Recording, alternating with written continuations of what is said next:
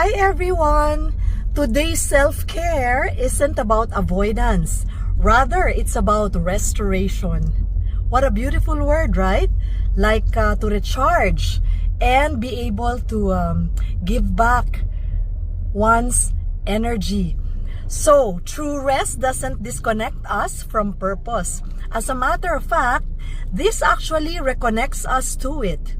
Because strategic rest allows us to return sharper, wiser, and of course, more present. Some practices that I want to share with all of us. Number one, step back to gain perspective. Taking a quiet walk, without our phones even, to just be able to think clearly. I love doing this, especially within our township area. Number two, reflect on progress, not perfection. Whether you're the type who loves to write down items, to journal, even noting down 3 specific wins from the week that has passed instead of replaying mistakes. And finally, very important as well, nourish our spirit. So starting the day with the prayer and the devotional message from the scripture certainly helps to sharpen the soul.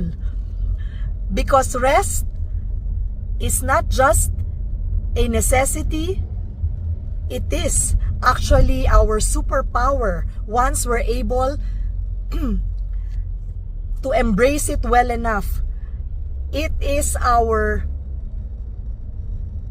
sure fireproof protection against the stresses of tomorrow. I am reminded by a verse from the book of Exodus. This is from chapter 33 or 32 rather, verse 14. My presence will go with you and I will give you rest. Such a reassuring comfort. Follow along for other insights, whether it's on leadership, presence, and other soft skills matters. Until then, enjoy your weekend.